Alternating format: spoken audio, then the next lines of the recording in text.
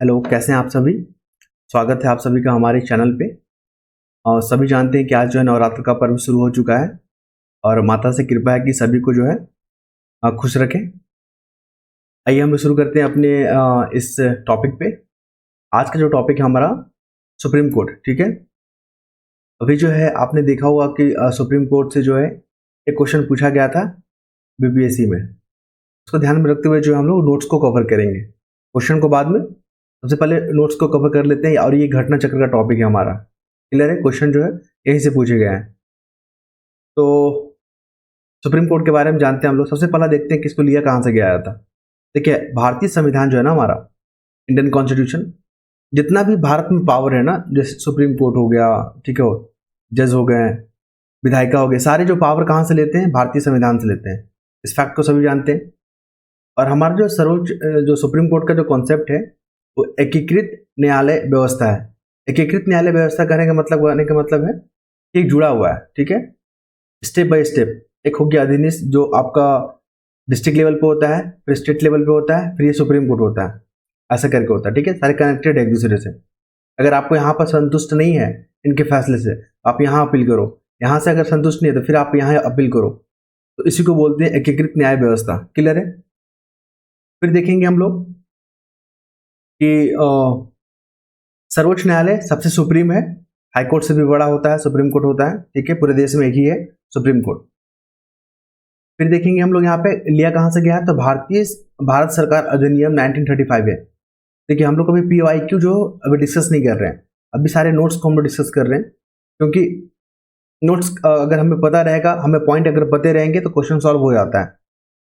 तो भारत सरकार अधिनियम 1935 से लिया गया है इस कॉन्सेप्ट को सुप्रीम कोर्ट को। क्लियर है। फिर देख लीजिए कि स्थापना कब हुआ था सुप्रीम कोर्ट का, तो 26 जनवरी 1950। सारे को डिस्कस नहीं कर रहे हैं, जो एग्जाम में पूछते हैं उसको कर रहे हैं हम लोग। 26 जनवरी 1950 को जो है इस्टेब्लिश किया गया था सुप्रीम कोर्ट को। फिर देखेंगे हम लोग, यहाँ पे आइए, ये भाग 5 को याद रखिएगा। सुप्रीम कोर्ट का जो चर्चा है इस पार्ट में है, कुल 22 भाग है पूरे संविधान में हमारा, और भाग जो 5 है ना वो सुप्रीम कोर्ट को डेडिकेट किया गया है। अगर मान लीजिए आपको सुप्रीम कोर्ट के बारे में जानना है, संविधान में कहाँ पे लिखा हुआ है, तो आप भाग 5 जो है ना वहां पे जाइएगा तो आपको मिल जाएगा सुप्रीम कोर्ट के बारे में।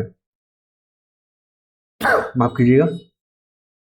और अभी जो है वर्तमान में सुप्रीम कोर्ट में कितने जजेस हैं, ये नंबर पूछ सकता है।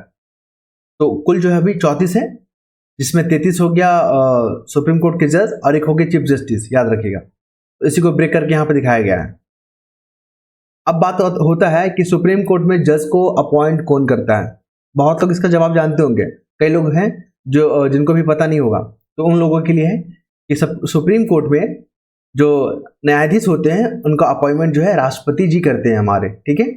अभी वर्तमान में राष्ट्रपति कौन है, तो श्रीमती द्रौपदी मुर्मू जी। क्लियर है। फिर आइए यहाँ पे, इसके बाद इंपॉर्टेंट नहीं है, यहाँ पे ये वाला इंपॉर्टेंट है। और इसी तरह सर्वोच्च न्यायालय के अन्य न्यायाधीशों की नियुक्ति भी होती है। कहने का मतलब है चीफ जस्टिस को भी अपॉइंट कौन करेंगे, राष्ट्रपति, और अन्य न्यायाधीश जो सुप्रीम कोर्ट में होते हैं उनको भी जो है राष्ट्रपति अपॉइंट करते हैं। ओके। लेकिन एक यहाँ पे समझने वाली बात है, यहाँ पे बहुत लोग जो है इस वीडियो को देखेंगे अभी और बहुत लोग चले जाएंगे बिना देखे हुए, क्योंकि उनको ये सब चीज समझ में नहीं आता है, ठीक है।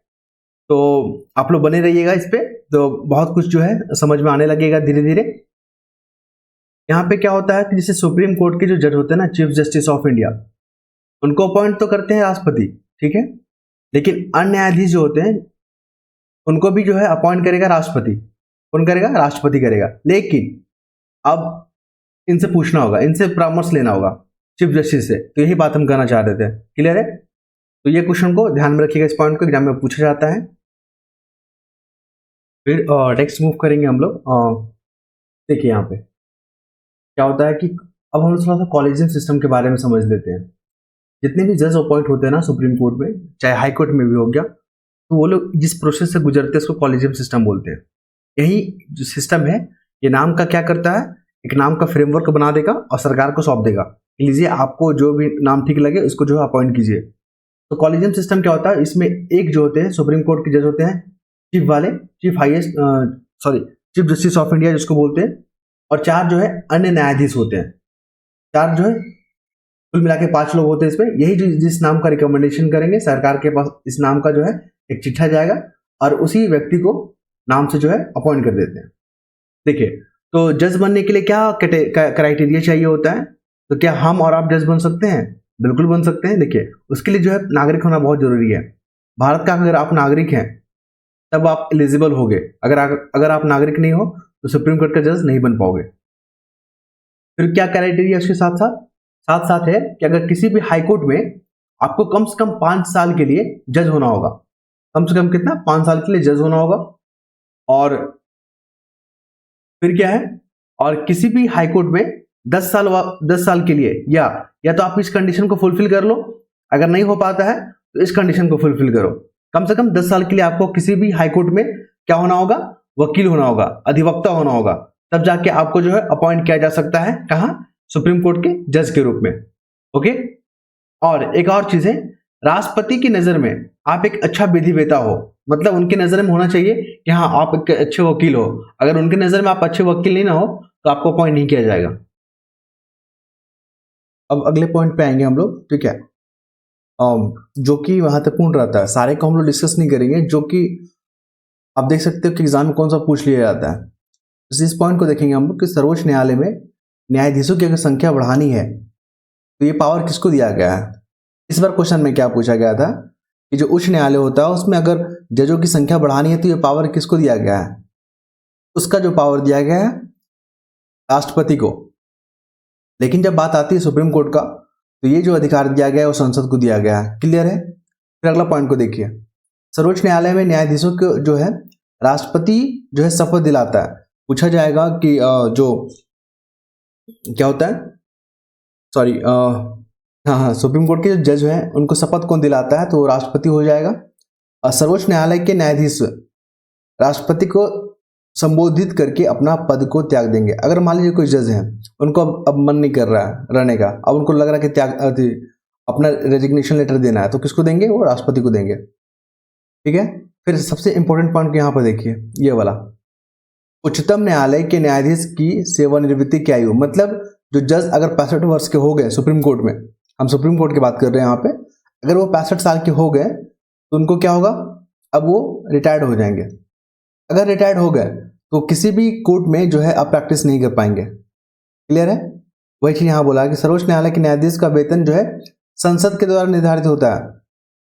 सुप्रीम कोर्ट के जज को जो भी वेतन मिलता है ना वो संसद डिसाइड करती है। ठीक है, दूसरा कोई और नहीं, संसद जो है डिसाइड करती है। फिर सर्वोच्च न्यायालय के न्यायाधीश की सेवानिवृत्ति के बाद, सेवानिवृत्ति जिसको बोलते हैं रिटायर्ड, बोलते हैं रिटायर्ड के बाद भारत के किसी भी न्यायालय में वकालत नहीं कर सकता, जिसका भी हम लोग बात डिस्कस कर रहे थे। फिर देखिए आर्टिकल 127 क्या बोलता है। इसके तहत सर्वोच्च न्यायालय के किसी सत्र के न्यायाधीश का कोरम पूरा करने के लिए तदर्थ न्यायाधीश, देखिए तदर्थ न्यायाधीश क्या होता है, मान लीजिए हमको 5 लोगों का पीठ बनाना है, मतलब 5 लोगों का टीम बनाना है, उसमें 4 हो रहे हैं, 1 नहीं हो रहे हैं, तो क्या करेंगे, किसी को भी जो भी क्राइटेरिया को फुलफिल करेंगे तो उनको एडहॉक जज बना देंगे। ठीक है, उसी काम के लिए एडहॉक जज, मतलब जिस पर्पज से बना है उसी के लिए उनको बनाएंगे, और जैसे वो पर्पस हमारा कंप्लीट हो जाएगा इनको हटा दिया जाएगा। ये आर्टिकल 127 में जो है एडहॉक न्यायाधीश के बारे में बात किया गया। फिर देखेंगे हम लोग आर्टिकल 143, आर्टिकल 143 को देख लेंगे। इसमें क्या होता है कि मान लीजिए राष्ट्रपति को कोई भी पब्लिक इंपॉर्टेंस में अगर किसी मुद्दे पर अगर राय चाहिए, सलाह चाहिए, तो सर्वोच्च न्यायालय से वो ले सकता है आर्टिकल 143 के तहत। ठीक है, और यहां पर जो है इसको जो है अपना राय देना कंपलसरी है सुप्रीम कोर्ट को, लेकिन उस राय को मानना जो है राष्ट्रपति के लिए बाध्यकारी नहीं है। क्लियर है? फिर देखेंगे हम लोग आर्टिकल 129 क्या बोलता है। संविधान का आर्टिकल 129 के अनुसार उच्चतम न्यायालय अभिलेख न्यायालय है। कहने का मतलब अगर मान लीजिए सुप्रीम कोर्ट ने कोई डिसीजन दिया है तो उस फैसले को जो है रख लिया जाता है संभाल के, रिकॉर्ड के तौर पे। अगर मान लीजिए कोई भी कोर्ट अगर फैसला लेता है और उस रिकॉर्ड को देखेगा तो उस रिकॉर्ड के आधार पर वो अपना फैसला दे सकता है। इसी को बोलते हैं, क्या बोलते हैं, अभिलेख न्यायालय। ठीक है। फिर यहां पे देखेंगे आर्टिकल 131, ये क्या बोलता है। इसमें जो है मूल अधिकारिता के बारे में बात किया गया है। मतलब प्रारंभिक एरिया। मान लीजिए दो स्टेट के बीच में अगर कोई कॉन्फ्लिक्ट हो गया या केंद्र और स्टेट के बीच में कॉन्फ्लिक्ट हो गया, तो ये मुद्दा कौन देखेगा? वो देखेगा सुप्रीम कोर्ट। आर्टिकल 131 यही चीज बात करता है। फिर देखेंगे हम लोग आर्टिकल 137।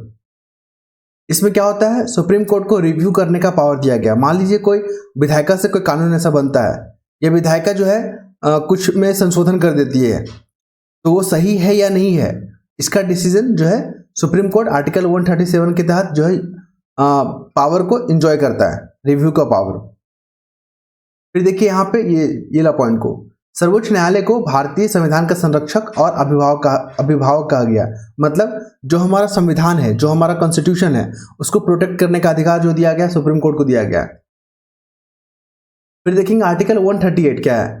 आर्टिकल 138 क्या बात करता है? आर्टिकल 31(8) जो है बात करता है कि अगर मान लीजिए सुप्रीम कोर्ट का अगर पावर को बढ़ाना चाहते हैं, तो ये पावर किसको दिया गया है? वो पावर दिया गया संसद को, ठीक है, जिसको बोलते हैं ज्यूरिडिक्शन। क्योंकि सुप्रीम कोर्ट का भी अपना एक सब्जेक्ट है, उसी सब्जेक्ट पे बात करेगा वो, उससे आगे जाके बात नहीं कर सकता। अगर चाहिए कि उसकी शक्ति को बढ़ाना है, तो ये पावर दिया गया संसद को। फिर देखेंगे आर्टिकल, यहाँ पे मौलिक ढांचे के बारे में बात किया गया है, और इसको बोलते हैं बेसिक स्ट्रक्चर, ठीक है। तो बेसिक स्ट्रक्चर के बारे में जो है केशवानंद भारती केस को याद रखिएगा, 1973। इस बार बीपीएससी के क्वेश्चन में पूछा गया है बोला, ठीक है, केशवानंद भारती 1973। यहाँ पे बेसिक स्ट्रक्चर को पहली बार शब्द आया, लेकिन बेसिक स्ट्रक्चर को डिफाइन अभी तक नहीं किया गया है, इसकी ये परिभाषा है, बिल्कुल नहीं। अगर कोर्ट को लगेगा, सुप्रीम कोर्ट को लगेगा कि हाँ ये चीज जो है बेसिक स्ट्रक्चर के अंतर्गत आना चाहिए, तो उस चीज को बेसिक स्ट्रक्चर के तहत डाल देता है, ठीक है। तो इसको अभी जस्टिफाई नहीं किया गया, क्लियर नहीं किया गया इस पॉइंट को, तो ध्यान रखिएगा कि केशवानंद भारती के मामले में जो है बेसिक स्ट्रक्चर के बारे में बात किया गया था। फिर देखिए आर्टिकल 142 क्या बोलता है कि उच्चतम न्यायालय की डिक्री और आदेश देने के प्रवर्तन और प्रकटीकरण आदि के बारे में संदेश देता है। कुल मिलाकर आर्टिकल 142 के तहत जो है सुप्रीम कोर्ट यहाँ पे डिक्री जारी करता है, आदेश देता है, ठीक है। ये आदेश देने का पावर है 142 में।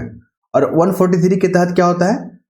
इसके तहत होता है क्या कि अगर राष्ट्रपति को ऐसा लगता है कोई पब्लिक इंपॉर्टेंस के लिए, ठीक है, व्यापक महत्व पर, कि हमको सुप्रीम कोर्ट से जो है सलाह लेना चाहिए, तो वो जो है सलाह लेने के लिए बाध्य है। लेकिन अगर जो भी सलाह देगा सुप्रीम कोर्ट, उस फैसले को मानने के लिए जो है राष्ट्रपति बाध्य नहीं है। तो कुल मिलाकर ये जो था हमारा सुप्रीम कोर्ट, महत्वपूर्ण पॉइंटों को बात किए गए हैं, और ये नोट्स जो है काफी इंपॉर्टेंट रहेगा। अगर आप लोग हैं टेलीग्राम पे जुड़े हुए, तो वहां पे शेयर कर देंगे, आप लोग वहां से देख लीजिएगा, ठीक है। क्योंकि जो भी पीसीएस एग्जाम देना चाहते हैं ना, चाहे झारखंड का हो, चाहे बिहार का हो, चाहे यूपी पीसीएस का हो, ये इंपॉर्टेंट बनेगा ही बनेगा। बहुत लोग क्या होते हैं, इस वीडियो पे आएंगे, देखेंगे अच्छा ये बहुत बोरिंग लग रहा है, तो वहां पे चले जाते हैं। चलना नहीं है, आपको वहां पे डटे रहना है, आपको वीडियो को देखना होगा, ठीक है। क्योंकि आज नहीं तो कल आपको ये चीज को एक्सेप्ट करना ही होगा कि हमें पढ़ना है। क्लियर? कुल मिलाकर यही बात है।